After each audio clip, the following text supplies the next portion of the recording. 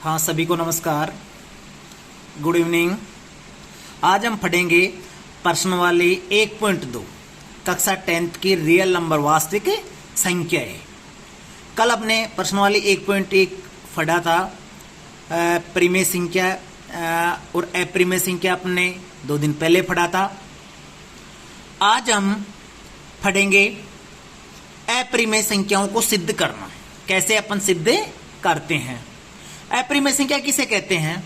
वैसे पहले बता चुका हूं, वे संख्याएं जो P बटे Q के रूप में नहीं हो उसे अपरिमेय संख्याएं कहते हैं। जो P बटे Q के रूप में हो और Q बराबर 0 नहीं है तो वो तो परिमेय संख्या कहलाएगी, और उसका विपरीत जो P बटे Q के रूप में नहीं हो, अंडरलाइन कर लेना, नहीं हो, उसे अपरिमेय संख्याएं कहते हैं। उसे कौन संख्याएं कहते हैं? अपरिमेय संख्याएं।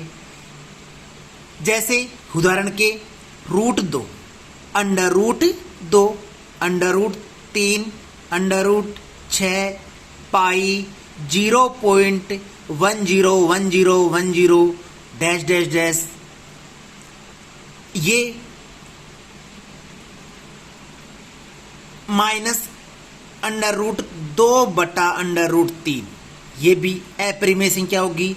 5.35635 डॉट डॉट डॉट, ये भी अपरिमेय संख्याएं होगी। जैसे अपन बात करें 6/7, 6/7, ये कौन सी संख्या होगी? ये परिमेय संख्या होगी। जैसे बात करें 3/0, 3/0, तो ये अपरिमेय संख्या होगी, क्योंकि इसमें P बटा Q मतलब Q का मान कितना आ गया? 0, और Q का मान 0 नहीं आना चाहिए अगर परिमेय संख्या है तो आप जान चुके होंगे कि परिमेय संख्या और अपरिमेय संख्या किसे कहते हैं। अब हम प्रश्न हल करेंगे। प्रश्न फर्स्ट है, प्रश्न नंबर 1 है, सिद्ध कीजिए कि √5 एक अपरिमेय संख्या है। तो इसको हल करेंगे तो देखो, सबसे पहले ये एक 3-4 स्टेप में होने वाला प्रश्न है, और ये माध्यमिक शिक्षा बोर्ड की जो परीक्षा आयोजित होती है उसमें वेरी वेरी इंपॉर्टेंट प्रश्न है। एक प्रश्न 100% आता है और वो आपको करना ही करना है, क्योंकि ये एक प्रश्न 1.2 में से या इसके उदाहरण जरूर से जरूर आएगा। तो अपन हल करेंगे। देखो, माना जो भी संख्या दे रखी हो, चाहे कितनी संख्या हो, √5 हो, √8 हो, 2 + √3 हो, कोई सी भी संख्या हो, उसको अपन मानेंगे माना √5 एक परिमेय संख्या है। विपरीत रूप से है नहीं, लेकिन अपन क्या करेंगे? मानेंगे। क्या करेंगे? मानेंगे। √5 हमें पता है कि अपरिमेय संख्या है, लेकिन अपन मान रहे हैं। क्या कर रहे हैं? मान रहे हैं कि √5 एक परिमेय संख्या है, कल्पना कर रहे हैं। तो उसमें A और B जो पूर्णांक है, A और B दो पूर्णांक प्राप्त कर सकते हैं, जिसमें B ≠ 0, B 0 के बराबर नहीं है। A और B दो पूर्णांक अपन प्राप्त कर सकते हैं, क्योंकि A बटा B होता है, A बटा B या P बटे Q जो भी हो, ये एक परिमेय संख्या होती है, आपको पता है। तो √5 को अपन ने कल्पना करके मान कर √5 को परिमेय संख्या मान ली, तो बराबर A बटा B, A बटा B मतलब अंश और हर, ये अंश बटा हर हो गया।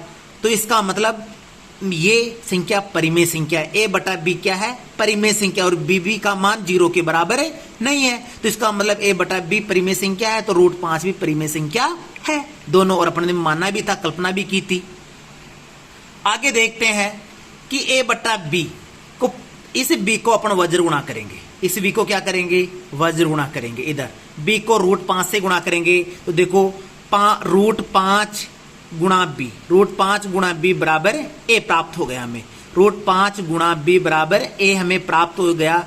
अब हम ये जो समीकरण हमारे पास बना है √5B बराबर A, इसको अपन दोनों पक्षों को वर्ग करेंगे। दोनों पक्षों का क्या करेंगे? वर्ग।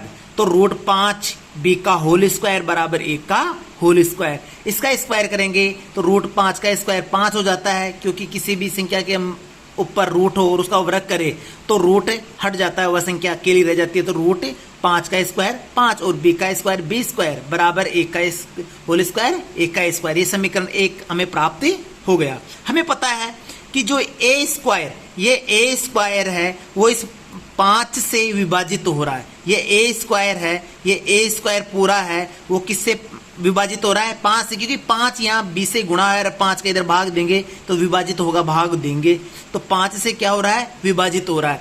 तो अतः 5 अकेला a को भी विभाजित करेगा, सीधी सी बात है। a स्क्वायर को विभाजित कर रहा है 5, तो 5 अकेला a को भी क्या करेगा? विभाजित करेगा। अतः हम a बराबर 5 c लिख सकते हैं। अतः हम क्या करेंगे? a का मान 5c लिख सकते हैं। जहां पर भी a है समीकरण में उसकी जगह अपन 5c लिख सकते हैं, जहां c एक पूर्णांक होगा। जी, जहां c क्या होगा? एक पूर्णांक। a बराबर 5c, a का मान 5c समीकरण 1 में क्या कर देंगे? रख देंगे। क्या कर देंगे? रख देंगे। तो 5b समीकरण 1 देखो, ये समीकरण 1 था हमारा।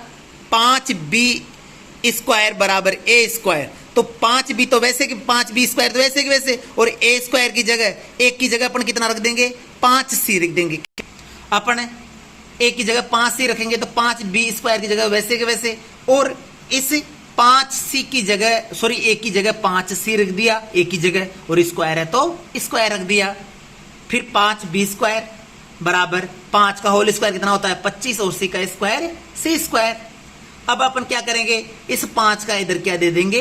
भाग, विभाजित कर देंगे। जैसे पिछली बार हमें पता था कि 5 a स्क्वायर से विभाजित है, तो इसी प्रकार 5 का इधर भाग देंगे तो हमारे पास इधर क्या बचा? केवल b स्क्वायर बचा, और 25 c स्क्वायर में किसका भाग देंगे?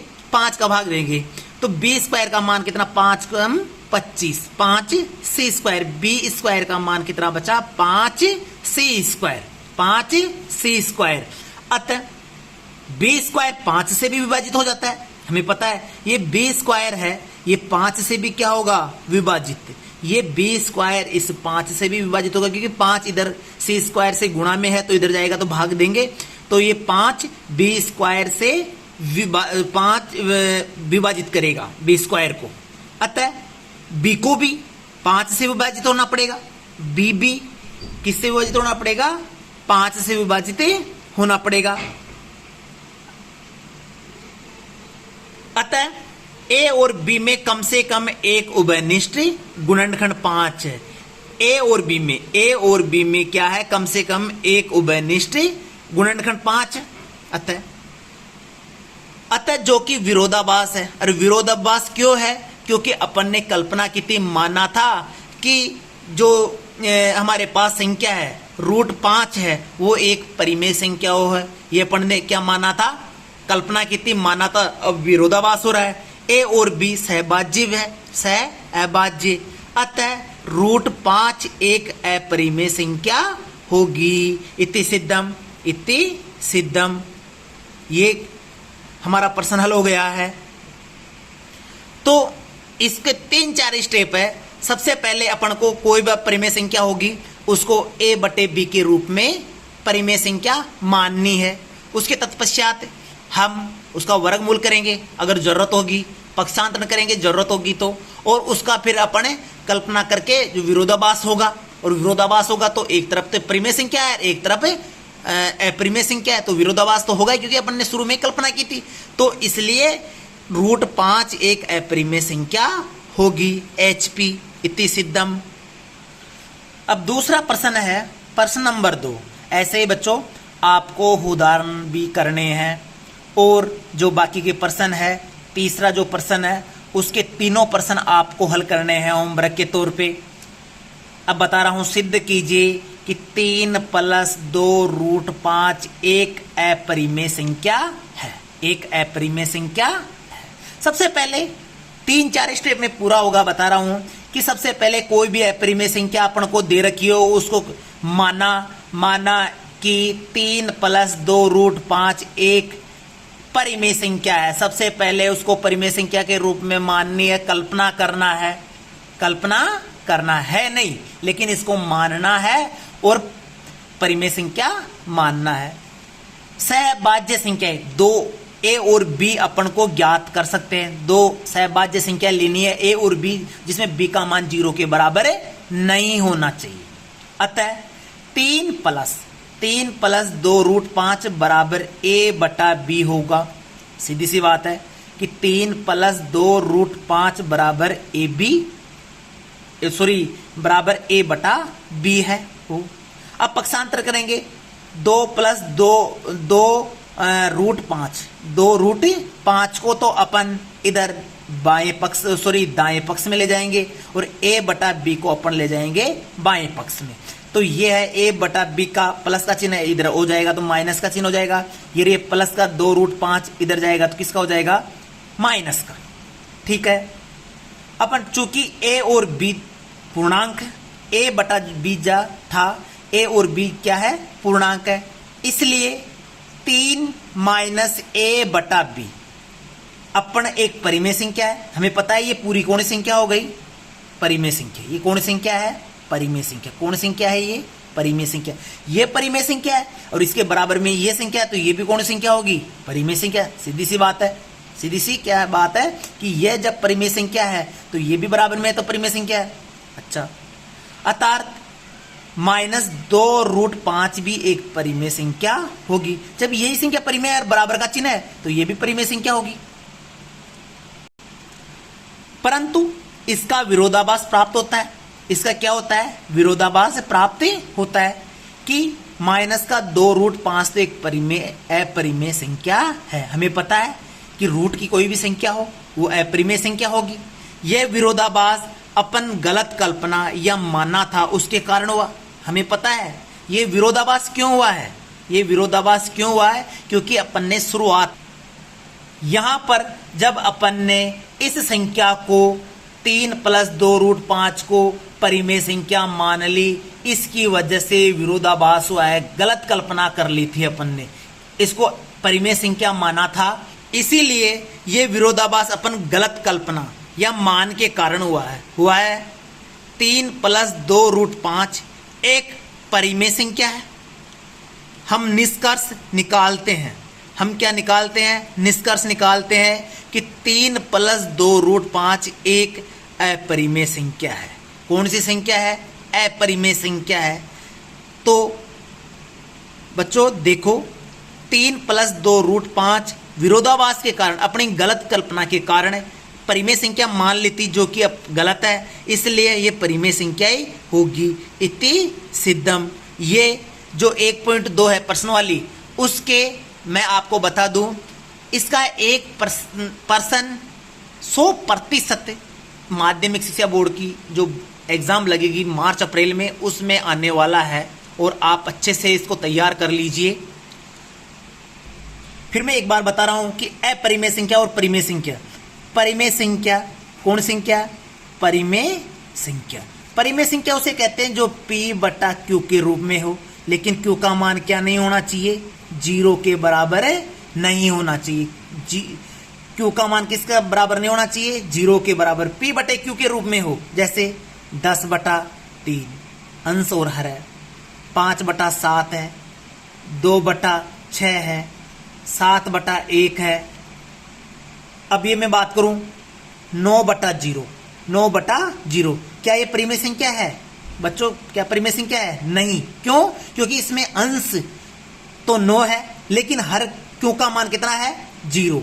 Q का मान कितना है? 0, और Q का मान 0 आते ही तो ये परिमेय संख्या नहीं होगी। ठीक है। अच्छा, मैं बात करूं √16, क्या ये परिमेय संख्या है? परिमेय संख्या हो? कहीं बच्चे कंफ्यूज होंगे कि सर रूट लग गया, ये रूट लग गया इसलिए ये परिमेय संख्या होगी। नहीं बेटा, ऐसा नहीं है। कि √16 का मान कितना होता है? 4, और 4 के नीचे अपन कितना लिख सकते हैं? 1। तो P बटे Q के रूप में हुई कि नहीं हुई? हो गई। तो इसलिए कौन सी संख्या होगी? √16 एक परिमेय संख्या होगी। अब बात करें अपरिमेय संख्या की। कौन संख्या की? अपरिमेय संख्या की।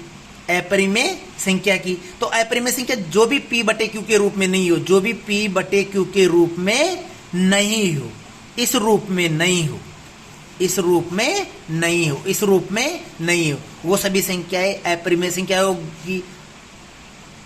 √3, √11, 3 √6, 5√7 माइनस का √2/√3 √5/√7। ये सभी संख्याएं कौन सी संख्या होगी? कौन संख्या होगी? अपरिमेय संख्या। इनके अलावा पाई है। कौन सा है? पाई, जिसका मान अपन 22/7 मानते हैं और इसका मान 3.14 डैश डैश डैश होता है। ये संख्या भी अपरिमेय संख्या होगी। पाई भी कौन संख्या होगी? अपरिमेय संख्या होगी। या फिर अपन कोई पॉइंटों की संख्या जैसे 2.10 ये 2.10 परिमेय संख्या है। 2.10 कौन संख्या है? परिमेय संख्या। लेकिन इसके आगे यदि अपन 3, 4 ऐसे डैश डैश लग जाए तो यह कौन संख्या बन जाती है? अपरिमेय संख्या बन जाती है। कौन संख्या बन जाती है? अपरिमेय संख्या बन जाती है। तो अभी तक आपने हमारे चैनल को सब्सक्राइबर नहीं किया है तो आप उसको सब्सक्राइबर एवं फॉलो करें और नए नए वीडियो के नोटिफिकेशन के लिए जानते रहिए और हमारी वीडियो देखते रहिए। आप हमें बता सकते हो कि हमारा वीडियो कैसा लगा, हम उसमें सुधार कैसे कर सकते हैं। धन्यवाद। जय हिंद, जय भारत।